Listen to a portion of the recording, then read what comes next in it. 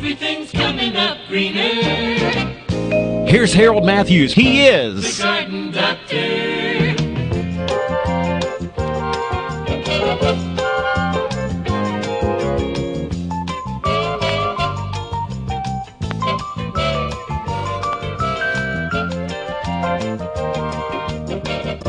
The Garden Doctor. Hello and welcome to the Garden Doctor Show, where this is our, what are we doing here? August? Is this August? Almost ending, yes. Oh my gosh, we're in the middle of August here, the tail end of August, and we're still in heat. We just got this beautiful rain to cool things down a little bit. I'm Harold Matthews, and I'm very proud to say that this is my son. This is son of Garden Doctor right here. We have the Garden Doctor Jr., we have Mrs. Garden Doctor, we got all of the little Garden Doctors running around. This is son of Garden Doctor. Hello, everybody. Christopher Blair Matthews, and he's going to be the co-host today and may co-host a couple of shows later on. We'll see how it goes. I may kick him out. I don't know. Just depends. I can do that. I can still do that. Okay, I got a couple of things I want to cover real quick, and then I'm going to tell you another reason why he's here. He's here to answer some questions that I can't answer. It's not my field of expertise, but it is his. So, where everybody is into lawns, we have 1,000 calls come in about what do I do about lawns. What I want you to remember, and I've gone over this before, but you've got to get rid of the debris that is on top of your lawn because the grass seed can't get down through the debris to come in contact with the soil. You have to make sure that the soil is moist when you work the ground, because if you're going to use a power rake, which is something that rakes the ground and tears everything up, you got to have it soft. It can't be hard. It'll just run over the top and do no good whatsoever. There are slicers made to cut into the ground, slice up some of the debris, little shakers on the back that put the seed right down into the trenches, and if you go in two directions and turn it way down so you don't put too much seed down. Everybody wants to put too much seed. Stop doing that. Everybody wants to mow their lawn too short. Stop doing that. Everybody wants to water so that they're causing their lawn to stay awake during July and August. Let it go to sleep. Just keep it alive. Don't water it. Then wake it back up and put fescues down. Do not sow bluegrasses. This is not bluegrass country. Only sow fescues, and you will be much, much happier. Okay, so we want you to neutralize the pH. Make sure that the pH is between 6 and 7. If it's not, then fix it. Make it between 6 and 7. Put in a low-grade fertilizer, triple 10, triple 12, whatever, I don't care. Just something to stimulate the grass without having a high nitrogen. Use fescues, or use 3 types of fescues. Another finger.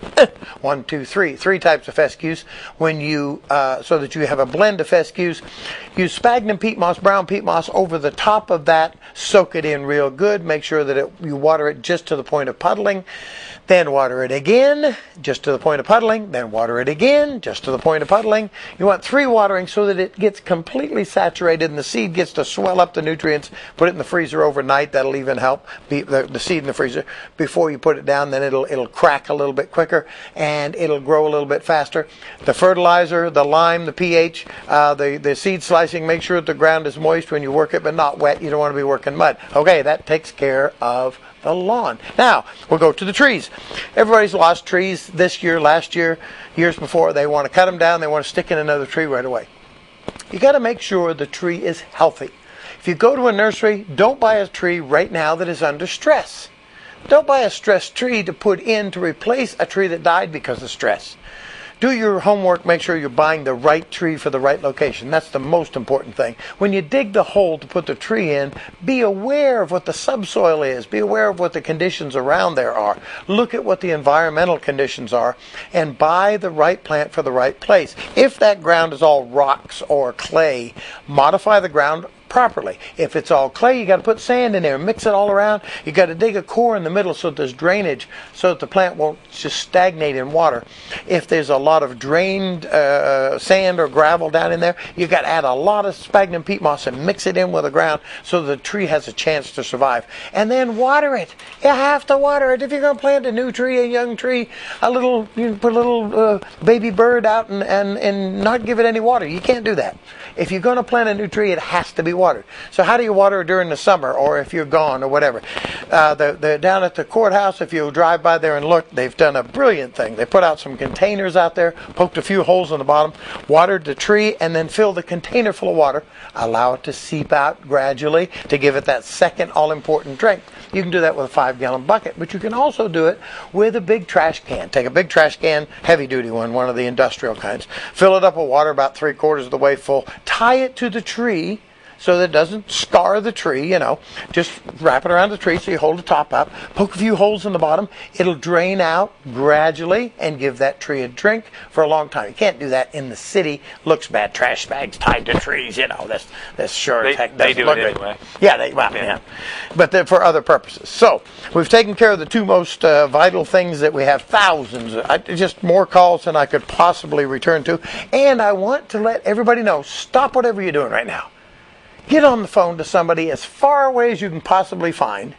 Call them and say you want them to punch in localtv3.com right now, and they will live stream this very show right here, right now. Magic of television, the magic of the computer, the web, the internet, whatever you want to call all this craziness. And it's amazing what can be accomplished. But if you call somebody, I don't care where they are, Europe, India, Pakistan, wherever they are, call them up and say, punch this in, localtv3.com, and you can watch what we're watching.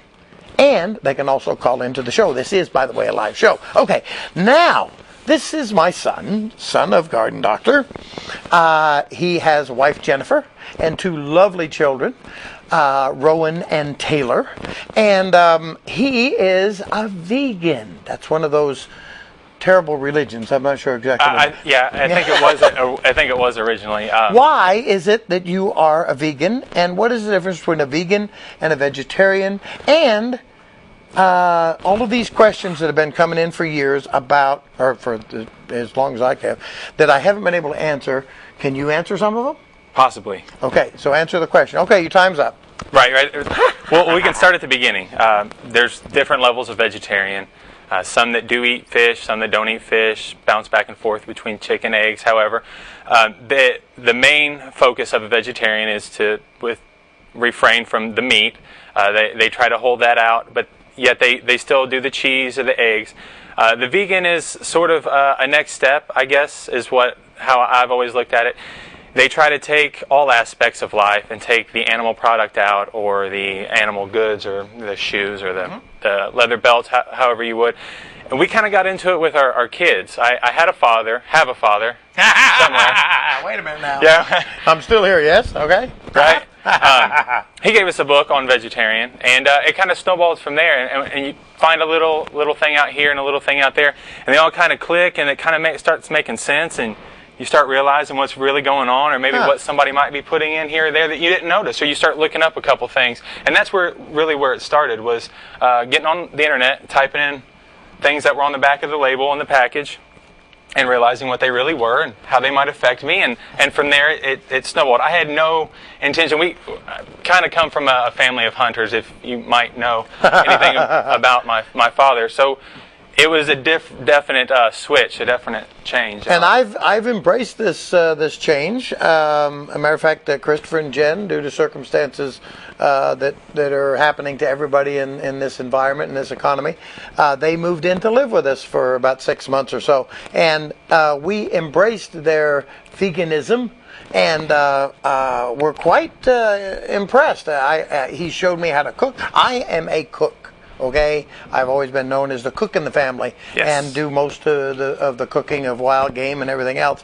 And he used to love to eat most of everything that I cooked. And now I'm enjoying what he cooks. He cooks with spices that I'd never heard of before, and uses a lot of vegetarian thing. And as a matter of fact, most of what you eat, you don't cook, right? Now we don't. We try to stay with raw food. That's just and it's been a progression. It's been a 4-year progression, and that's my next level. I like to call it my next level of craziness. My next big jump into something that doesn't seem mainstream. And that's just, I guess, my sort of thing. But you do have to when he was saying that he was the cook, and he taught me how to cook. And that's a big part of food, is knowing what to do with it. Because if you go and you try to buy, if you're going to become a vegetarian or vegan, and you go and try to buy the packaged food, it's going to cost you more because it is a little package. You have to understand the food and how you want to. So we go and we buy the food at its whole, like the apples, the beans, and everything. And you said that there's a barcode that tells you. There is. If you What's go, it tell you?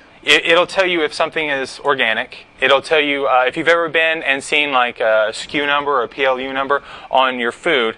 It'll have a 4-digit number. And organic, and all organics across the United States, it's a 5-digit number, and it starts with the number 9.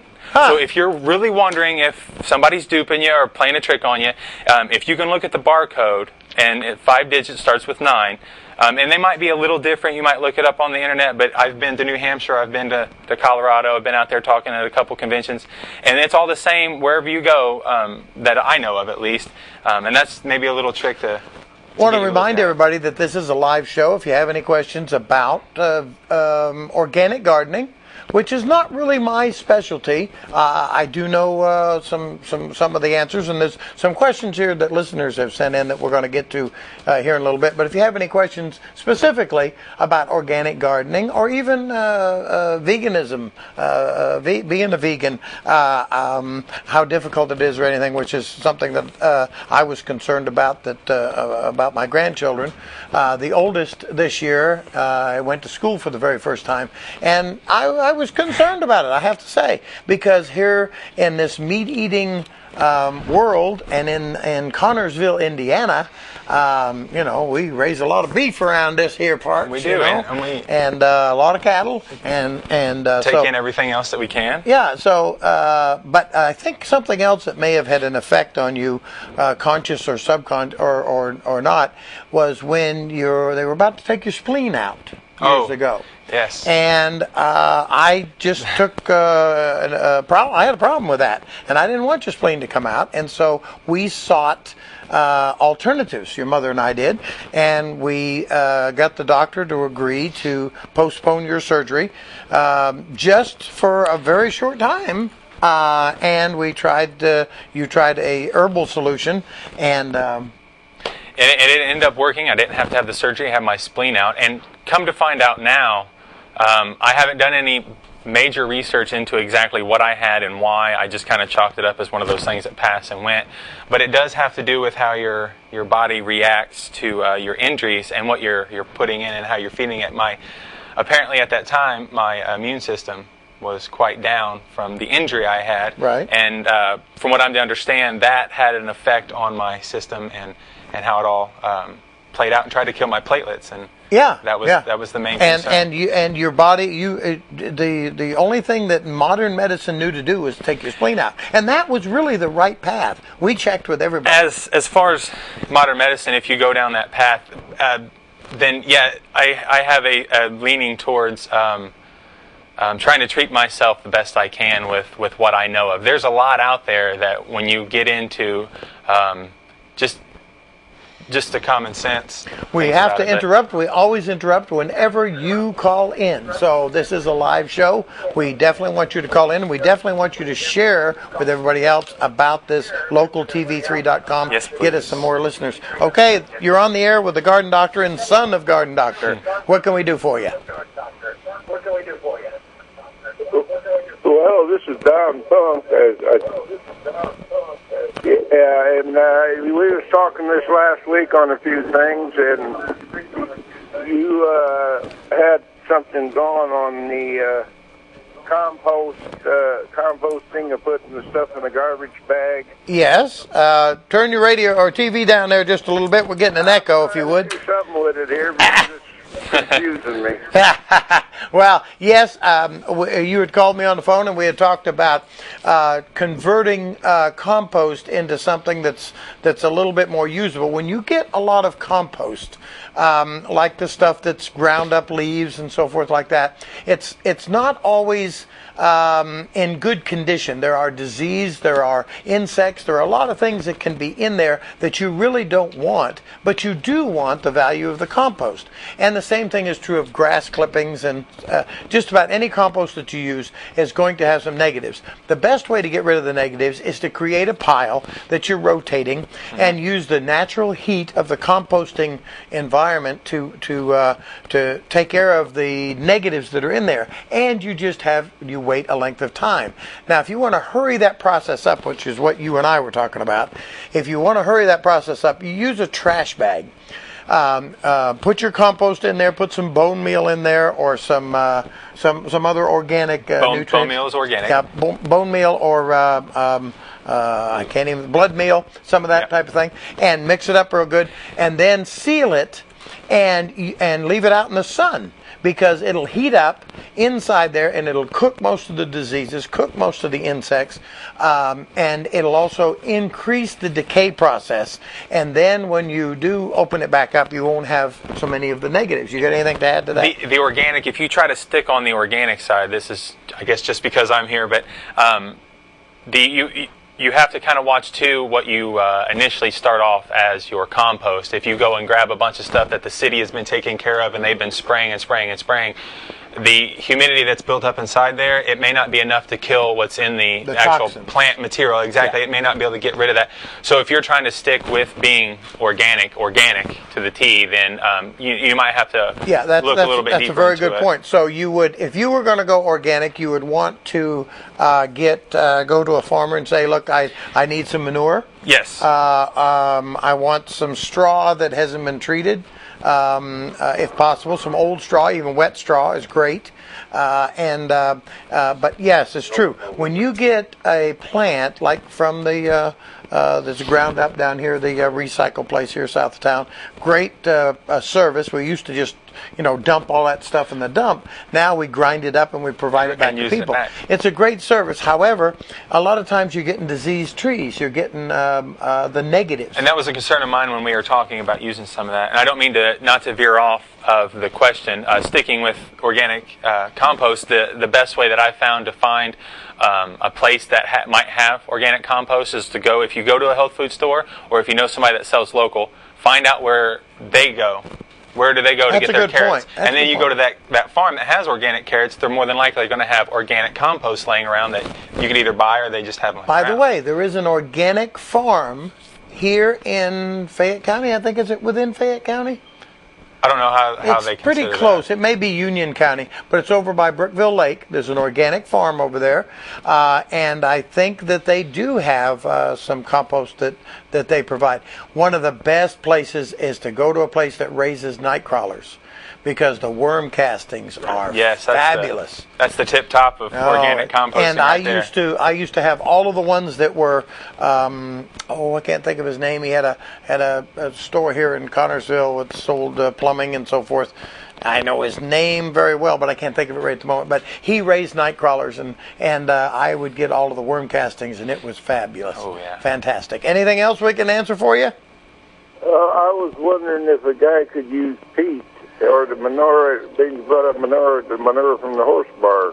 The manure is going to be full of seeds. You're going to have a lot of weed seeds. You can use peat moss. However, peat moss is just one of the ingredients of compost. Peat moss by itself is not 100% pure compost. You have to add other ingredients and nutrient and things to it. It can actually kill plants just in its raw form. We don't use sphagnum peat or black peat or just in direct contact with any of the plants. You want to mix it with soil. If he had a big pile of compost and he put a black tarp over it and he staked that down, the heat that's generated inside there is also going to break it down. That's too. it. Then, yeah. Right? Yep. Yeah. Use that plastic. Clear plastic actually gets hotter. Mm-hmm. So you would actually create a greenhouse like that. It lets the sun through and then bounces back up and off and then traps rotate it. Thank you very much for your call. We sure appreciate it, bud. Okay. You have a wonderful day now. Yes, you're on the air with the Garden Doctor and son of Garden Doctor. What can we do for you? Hi. I had a question. I was wanting to do organic gardening next year, and I'm not sure what kind of fertilizer that I can use to make sure that I'm having 100% organic gardening. It's all you, bud. Somebody was listening. That's great. Yeah, actually, the best thing to do, for the start, if you're going to do something like that, they've always said 7 years with nothing growing on it to make sure everything's diluted through the soil. And, we don't have 7 years to wait to get vegetables sometimes. So it's the soil that you want to start with. You want to make sure your pH balance is where it's at. 6 to 7, 6.8 to 7 is pinpointing and trying to be definite and exact and everything. 6 to 7 is great. If you do a water test and find what minerals you're lacking. There you go, and find out what minerals you might be lacking. You want to start with a soil, a good base soil. A good soil analysis. Send it off, and they'll give you a complete analysis of everything that's there. If you start with all of the nutrients you need for the crops you're going to raise, you're way ahead of the game because you're providing everything it's going to need to naturally fight off the majority of bugs. There's tomato bugs, there's squash bugs, and melon bugs and all that, and a wide variety that he knows about. There are neem oils that are organic and all natural. He's talking now about insect control. Once you do, but the most important thing the question you were asking, the important thing is to provide these plants with the best environment you can. Don't grow them in the shade. Most plants, garden plants, don't like growing in the shade. Don't grow them in ground that's too clay, or provide them with the best soil you can, and find out what soil is recommended. Just like you would do with us, you would want the best foundation of minerals, vitamins, and everything to make sure. And then the natural organic treatments, if you do have insects, would be what? Again, the neem oil, and that's something that we've talked about quite extensively. Yeah, it sometimes comes, if you have to read the label. I found it packaged as a fungicide. I found it packaged as an insecticide, and it's misleading. It's actually an organic. Neem oil is an organic, and but it does control fungus. It does control insect. It does control disease. So it's a three-way product, but it is still an organic. It is, and from there you can go into more homemade remedies. Cayenne pepper sprays or hot pepper sprays, garlic sprays. A lot of the bugs, when they first bite onto the plant, if it's covered bitter in or casein, it tastes terrible. Right? Yeah, the hot pepper. To the taste, yeah. Then they're not going to like it. The garlic works all the same. If you use tomato vines, grind them up, cook them, and make a tea out of it, the nightshade. That's my favorite one. Well, you go ahead and tell about your favorite. No, that's the best. That's the best one. Is the nightshade. Yeah, he actually told me about it. It's the reason why it's my favorite. I never knew the tomato was part of the nightshade family, which is a mild poison for small insects and whatnot. And I've but it does work. Hung on to that one. And there's some other ones that you can use. And there's another fact that he probably remembers, but I said it so many times, your children don't hear you. And the fact that it was difficult to convince people that something from the nightshade family could actually be edible. So they dubbed it the love apple, and it was supposed to have aphrodisiac qualities. And it just took off, and everybody wanted to buy this thing. Yeah, man. Give me the apple there, where it is at. The last thing that you can always do is to, again, understand what plants you're planting, what they might work well with next to each other. Basil and tomato plants work well together. There's other plants that help fight off. Did you just say basil? Your wife is going to be so proud. I know. I can't mess with her on live TV. But you usually say basil. Basil. That's the proper English term. Because we're English. That's right. That's the proper English term. That's the only way to say it. Our roots are English. The tomato and the basil plants do work well together. There are other coexisting plants that work well, but staying on top of your plants, knowing what could possibly happen to your tomato plants, what bugs to look for, and being aware. That's where most of this comes in, is just kind of having a little information and being aware and looking at it and taking some time. Yep. Thank you very much for your call. We certainly appreciate it. Thank you. And if you have the time, call somebody that is a long distance away and have them punch up localtv3.com and take a look at us from far away. Thank you very much for your call, and we hope to hear from you again. All righty. What did you tell me that did? Now, you're raising my two granddaughters, beautiful girls, to be 100% vegan, right? Yes. They get no meat. No, they don't. They're gonna fall over and they'll be anemic and all. Yeah, that's the big concern. They have no protein. That's what I was hearing. No protein, not a thing. The protein. How do you do that? What do you do? The protein is the big one. That's the one I just like to cover real quick. Whenever I start talking to a group, I talk to We have a caller. See? Again, we have a caller. That's all. Go that's ahead. all You're on fine the with me. air with the Garden Doctor and son of Garden Doctor, Christopher Matthews. What can we do for you? Well, hello there, Garden Doctor. Hey! We know this you got voice. enough rain to fix the entire drought situation. What's that? You know what? I didn't hear. I was so overwhelmed with the voice, I didn't hear the question. How's it going? Good. It's going pretty good. Going pretty good. We appreciate the fact that you're all the way over on the East Coast enjoying the ocean spray. And, Yes, I am. I'm loving every minute of it. I hate to say it. I miss you terribly, miss you all, but I definitely am enjoying myself. Oh, just to be near the ocean. Well, I'm keeping your hard wooden chair warm for you. Yeah, there you go. Yep. Christopher's doing a Speaking fine of all job. of you, Yeah, yeah. We've got the whole family involved here. The only thing that we haven't You in did here, get some rain, didn't you? we got rain. Yes, and You it was leave a and we get rain. beautiful rain. Yeah. Yeah, I think there's something going on there. Right. You know, you left and we got rain. The last time. Well, it rained on us today too. So even though we are in a beautiful place, it can rain on us too. But they don't have a drought situation here like we've been having. Certainly. No, back behind you, there's Alabama was having a terrible drought, but no, I think where you are is on the Jersey Shore. Has actually been above normal rainfall. So well, and also our good friend Fran has been wanting me to ask you what kind of fertilizer it is you're using on your hair and beard, because it seems to be growing at a really fast very rate. funny. Hey, you know what? No hair jokes. I have Christopher with me, Oh, that's funny. and he takes care of the hair jokes. Say Yeah. they're all She figures him. it's a miracle I should be the grow. magnet for all that, was right? her bet, but I wasn't sure. I love you, both of you, all of you. I love you too. Have a wonderful time. I couldn't make the show, but next month definitely we'll be back. Good to hear your voice, and you too, Christopher. So thanks for standing in for me. Did you problem try today. to punch us up on localtv3.com to see if you could get us streaming on your laptop? Okay, Have you? definitely I will. Okay, localtv3.com. Okay, Punch it up. I will try it on the laptop here in Jersey Shore. Thank you. Love you. Love you. Love you. Bye. Bye, Meme. All righty. Who the heck was that? That was for you. I was just playing along. Shout, yeah, you know, it's weird people call. I imagine you know, we so. have these odd people. They It is call. your show. Yeah.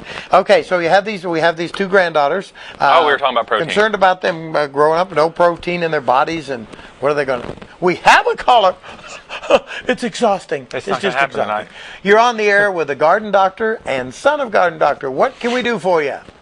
Well, hi there, Garden Doctor and Son. Hello.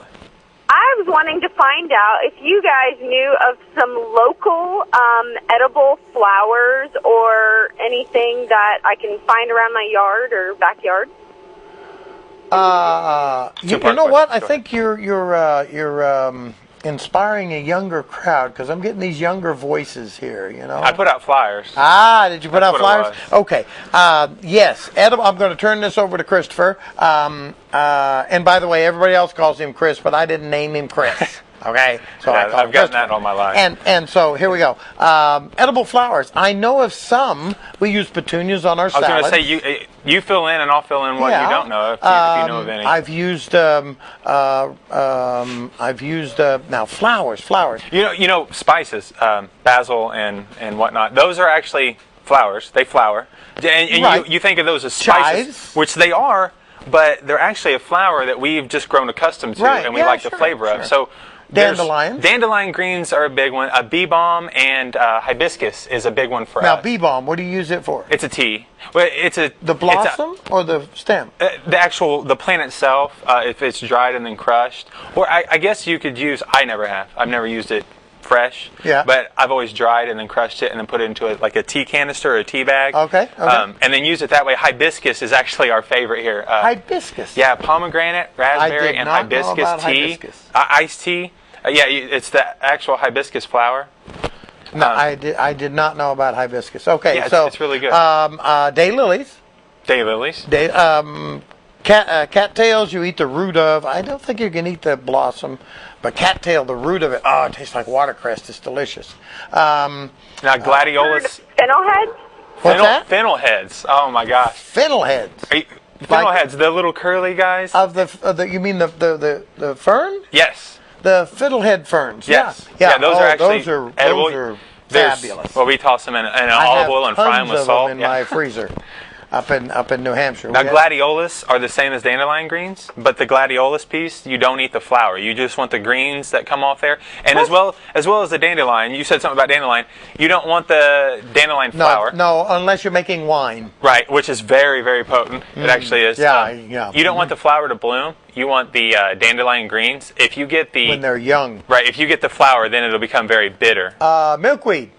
Really? But don't get them when they're too old. And the milk itself is actually toxic. Yes. But if you have to milk the leaves, and then when you cook them in a certain fashion and drain them off, make sure you look this up because there is a little toxicity in there, and it'll make you hoarse. So, but the milkweed greens are fabulous. A friend of mine in Chicago who does scientist, or who's a botanist and works with plants, he'd be really proud that we brought up milkweed and milk I thistle love it. tonight. It's one of my really favorite big. greens. Yeah, he's really big on it. I love my most favorite is beet greens. Beet greens. You wouldn't eat them when you were a kid. No. And now I would rather have the beet green than the beet to juice, if that makes it.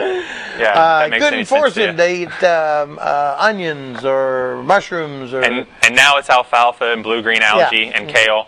And he's coming sea back greens. and squeezing grass. And That's right. telling me, here, Dad, here. That'll be good for Get you. a booster for you. Yeah, all Right. Okay, I'm fine. I'll do fine. All right, thank you very much for your call. Did we answer all your questions?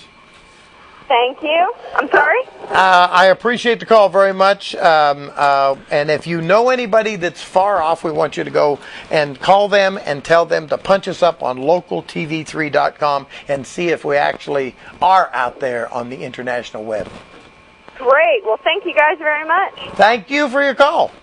All right. Bye. Okay, now, let's see. You want to try protein again? Yeah, let's try protein. That's subject. Maybe somebody doesn't want us to talk about it. That's what it is. It's a conspiracy so I already. have these anemic-looking children that can barely walk. Right. Now, actually, I Hair have falling two very vigorous grandchildren that have plenty of energy, plenty of surplus energy. One of them just started school, and I was concerned that she would have some problems integrating herself into the system. So, what is the protein? I'll and then start how with the did she protein. get That's my it? favorite. The protein's the big one that everybody goes and gets really concerned about for good reasons. It comes out of love, and they're only concerned. The protein, the perfect protein, the building blocks, it's not, I don't want to say a myth because you definitely need the protein. The amount and the way that we get this protein is actually a myth as far as I've researched and I'm concerned. I don't want to put any labels or tell anybody what they should do.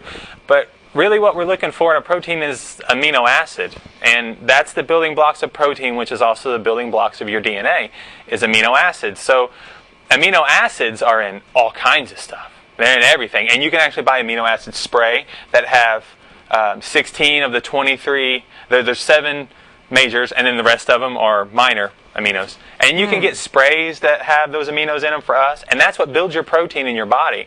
And your body takes it in a lot easier when it's just small pieces of aminos. Instead of this huge piece of protein, it spends the energy breaking that down. It just absorbs the aminos because they're smaller pieces, like out of the nuts. So you're and the saying berries they get them out of what the diet that you give them? Yes. They get all that they need. There's times when, if you're going to do something like this, you might want to think about, well, it's just me and my wife, okay, so we don't need as much calcium and we're not growing. Just like you wouldn't drink as much milk now as you would when you were growing.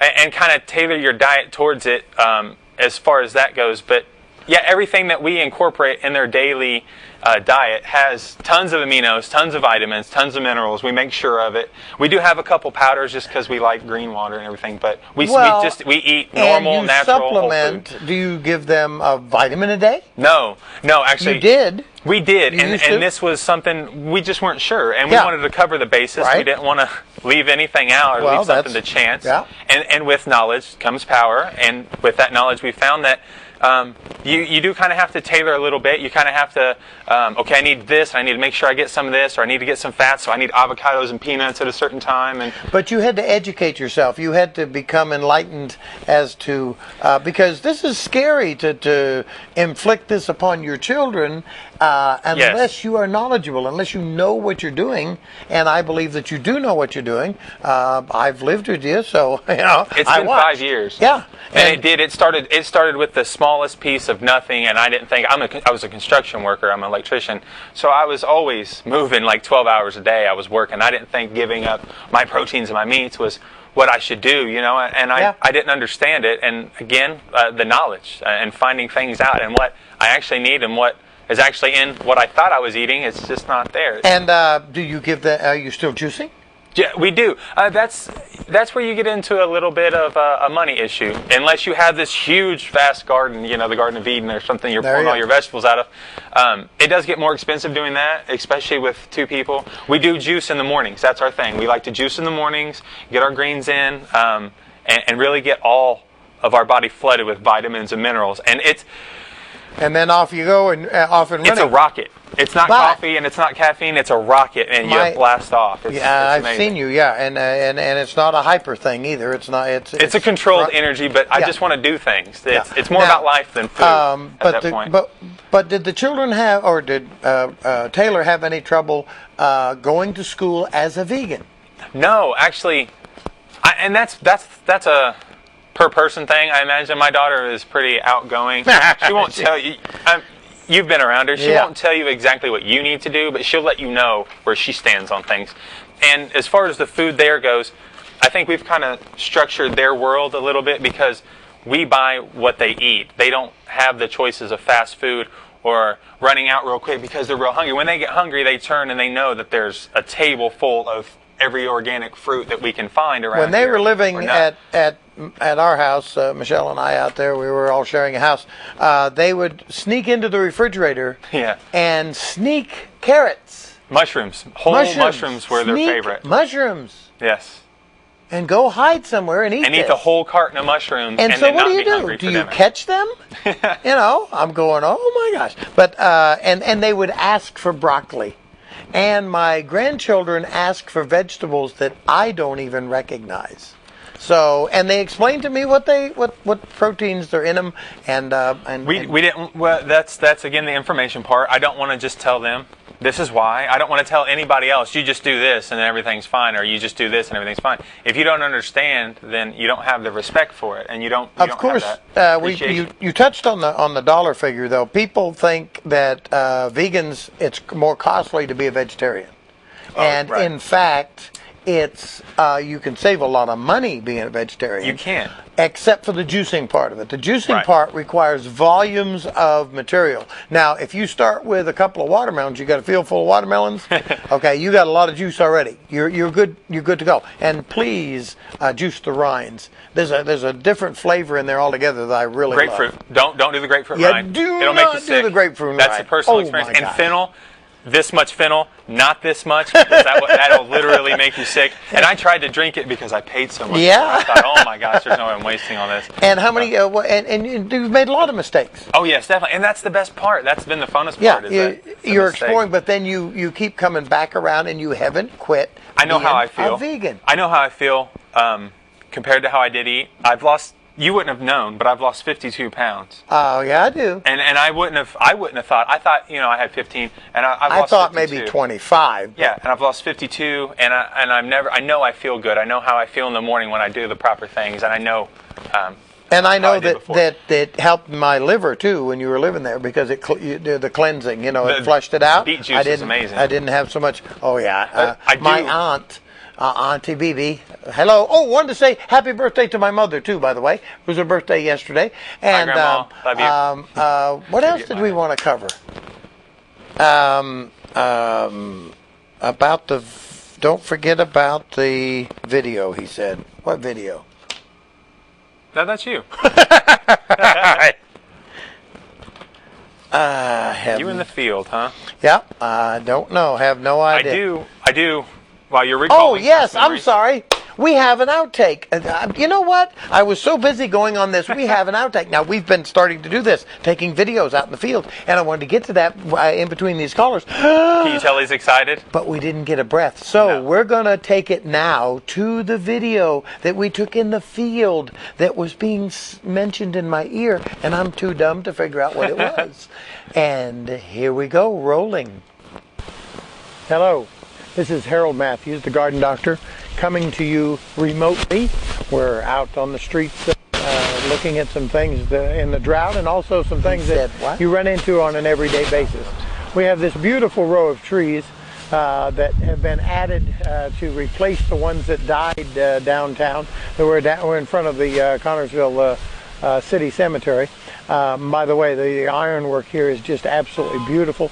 I've been to this cemetery many times to put flags out for the veterans and so forth. Now I want to show you something at the base of the tree here, and I'm hoping Forrest, my son, can zoom in here to show.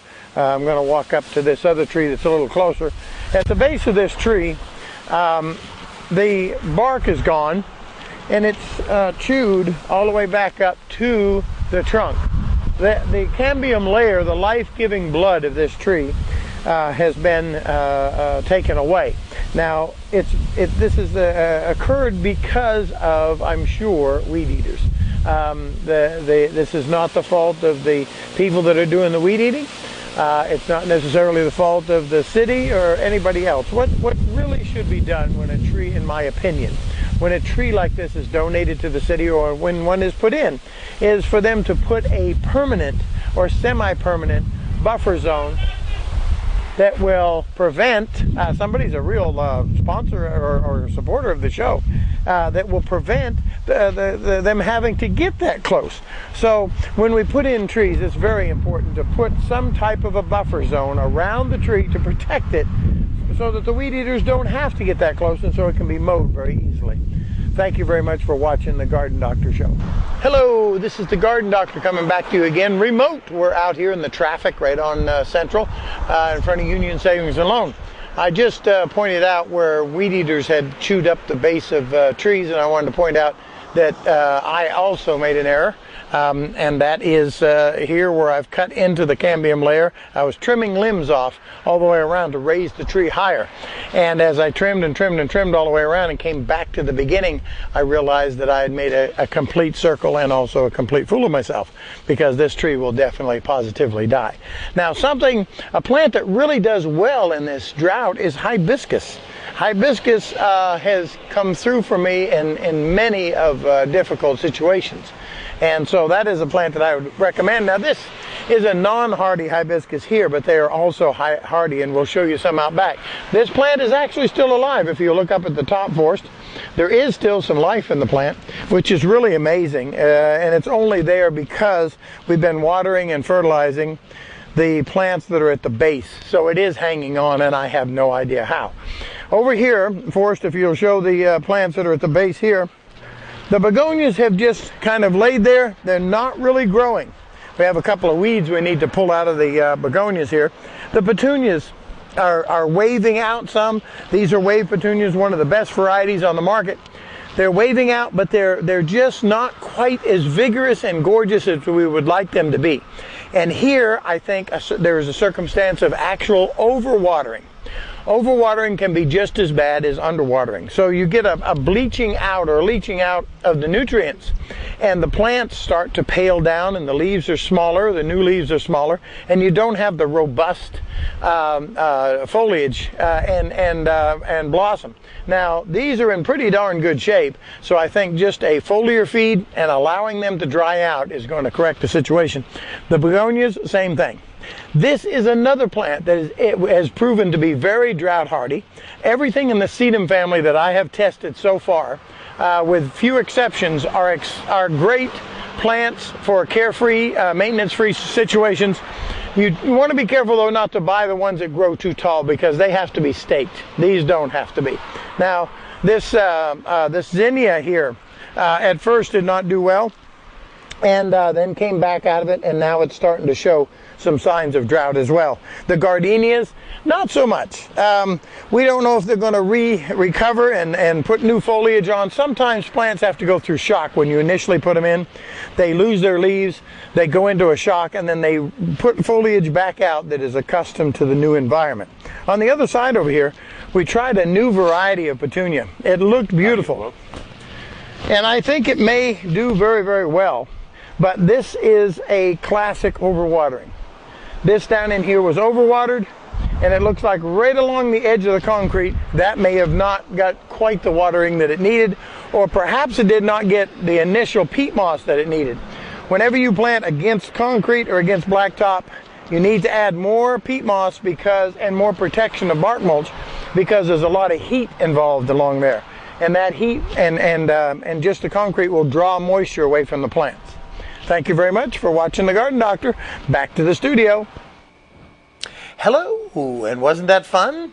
I go out there and come back here. It gives us a chance to take a breather and get something to drink and unwind a little bit and work out some of his veganism there. You can, deflate a little bit. Yeah. There you go. Now, we did not mention, though, that it actually is cost saving as well as healthy, as well as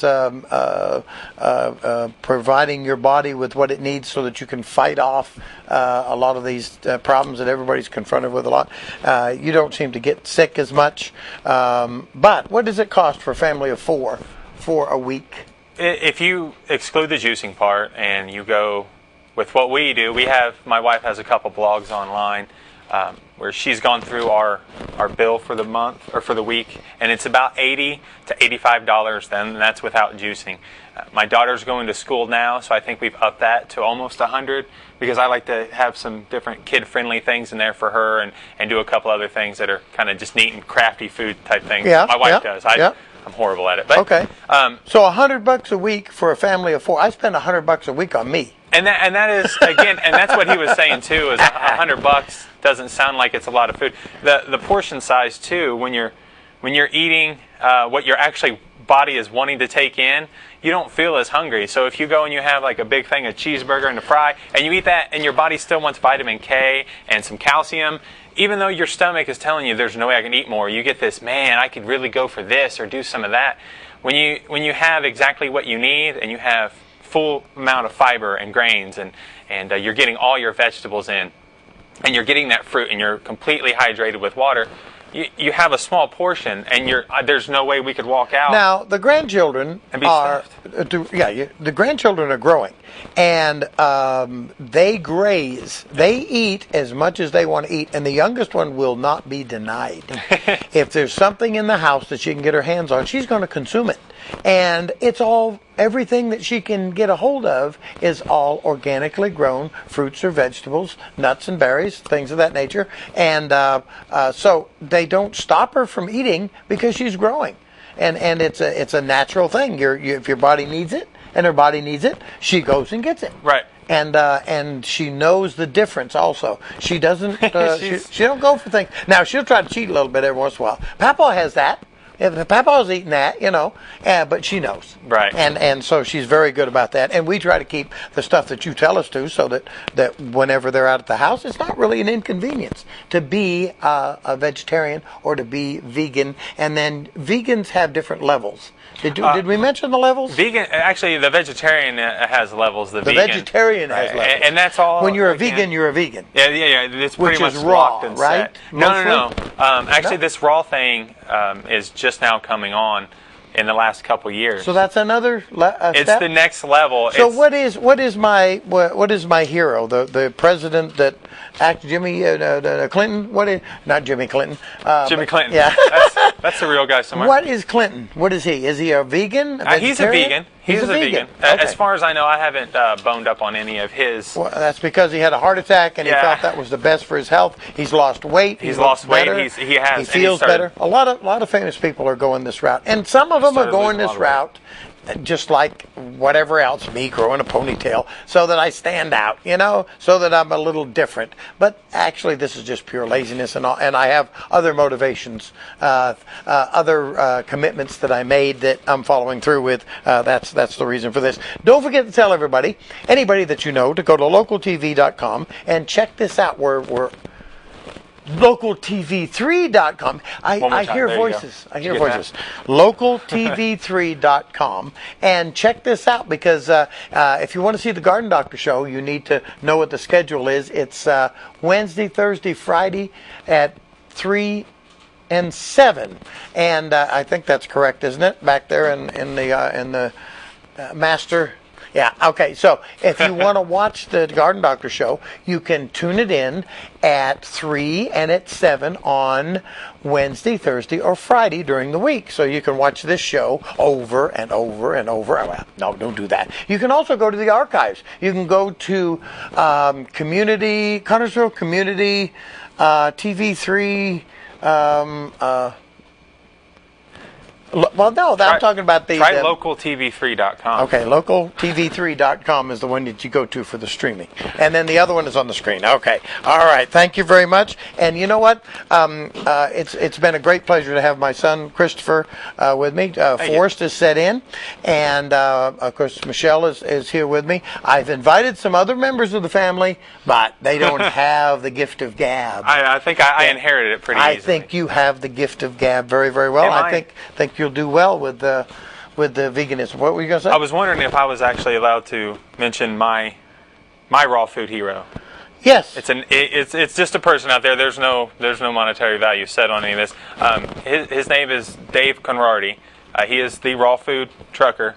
And yeah. I've been going around and speaking at a couple conventions and seminars with him, and he opened me and my wife up to raw. If you're actually curious about vegan, or just want to find out how crazy people are and raw food and juicing, go check him out on YouTube, or go to the Dave the Raw Food Trucker website. Cool. It's tons of information, and that's a great place to get started. Okay, now the calls that came in were mostly about lawns, as I mentioned earlier. We had just a tremendous amount of questions about different types of lawn. And I want to tell you, you have to not grow a lawn in certain areas. Just because you have a piece of property and that property is so many square foot, it doesn't mean that it all has to be green. It's not necessary to grow a lawn everywhere. If you have an environment that is not conducive to grass, don't try to force it there. It's just like trying to grow a garden in the shade. It's very, very difficult to do. If you have an area that is heavily shaded, if you prune your trees, it will not help. It'll only be a temporary solution. If you thin your trees, go up and have them take some of the branches out, that is a better solution. Also, if you're trying to make your trees wind ready, which the winds have increased in this area. We're getting a lot more flatline winds. We're getting a lot more hurricane type deals going on around here. So it's a good idea. Instead of pruning your trees severely, which causes them to thicken and have a lot of brush and debris up there, it's a good idea to thin your trees out, and that will also allow the light to come through, and you'll increase the capacity of the ground that's underneath to grow some lawn. But again, if you shouldn't be growing a lawn, if that area in there is in the shadow, if it's in the dark, then please don't try to grow a lawn. Now, real quick, if we have enough time before we're done, I wanted Christopher to read just a little bit of this here, if you'd read 2 parts of it. I think I will. There's no place on Earth that's changing faster, and no place where the change matters more than Greenland. Last month, NASA reported that ice all across the vast glacier interior of the world's largest island was melting, a freak event that hadn't occurred for the last 150 years. Now, this is an article that I just found in this magazine. What is this? Rolling Stones. Okay, I didn't know. Yeah, I mentioned Rolling Stones. Go ahead, read that. They're going to come after you now. The heat accumulating in the ice sheet year after warm, sunny year was suddenly making it far easier to melt the surface. What's more, in a vicious cycle, soot from the wildfires raging in Colorado and Siberia themselves, spurred by climate change, may be helping to darken the surface of the ice. Go ahead. Finish the last one? Okay. Amid this summer's drama of drought, fire, record heat, and the planet's destiny may have been revealed in a single season by the quiet metamorphosis of a silent, empty sheet of ice. Let me tell you, folks, it seems to be a shock to some of our politicians. It seems to be a shock to some of the people, scientists. It's no shock. Global warming is a reality. We've known about it for years. It's not anything new. It's just that we haven't done anything about it.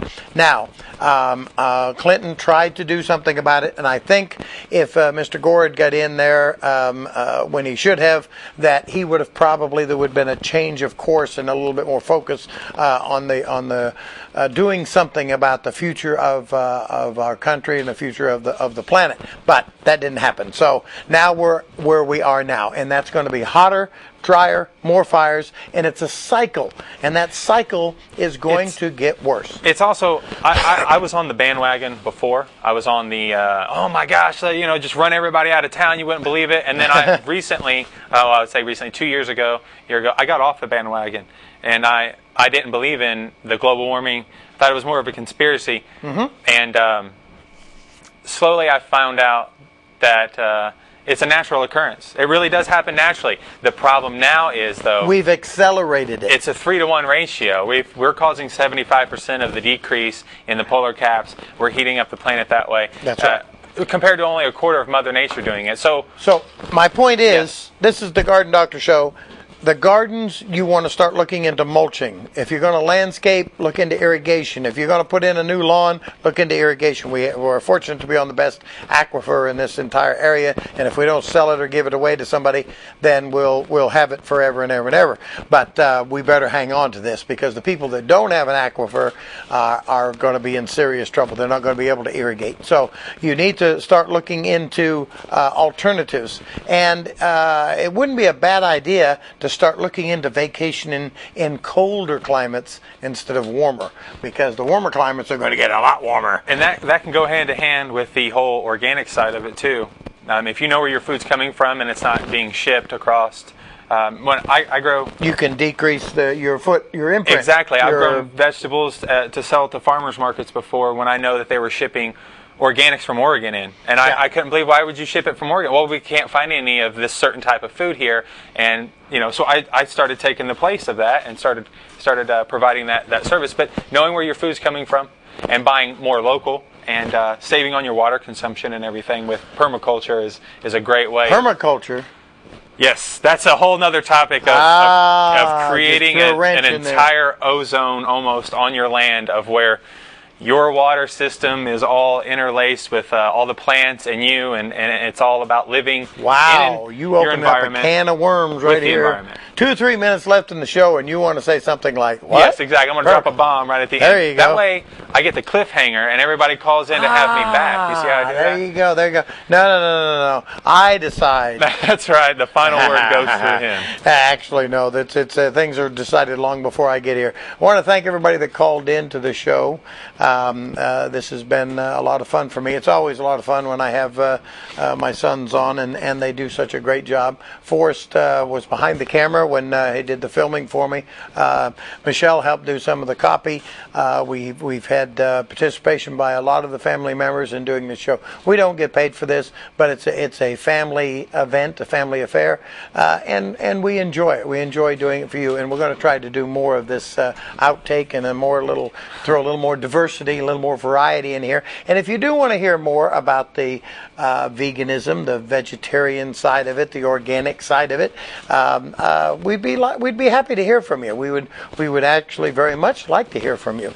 Okay, any other subjects that we haven't covered? We're down to probably a minute or so, and I think that everything that was called in that I wanted to get covered has been covered. I want to say hi to my grandchildren, Rowan and Taylor. Hello, and I have so many others. There's 13 other grandchildren. Okay, all of you just stand up and say hello, wave to me. There you go. Took care of all of them at once, and say hello to everybody in New Hampshire. Which, by the way, all of you people can stream now. You can see us live. So no excuses now. Yeah, there's no excuse. Sorry, so if you didn't see the Garden Doctor show, come on, how could you not? I have people up there who are still watching the old tapes from back 4 or 5 years ago. Oh, yeah? No, 6 or 7 years ago. That's the last one I remember seeing. Yeah, there you go. Thank you, everybody. Wait a minute. Come on. Wait a minute. You mean you're not watching every show that we do? I've got them all recorded. They came in the Christmas gift box set that you got. I don't even want to hear about it. Oh, you don't. Thank you, everybody. Thank you very much for being on the show. And listen, you all have a wonderful time out there. Have a wonderful day. And hug somebody, okay? Oh, please.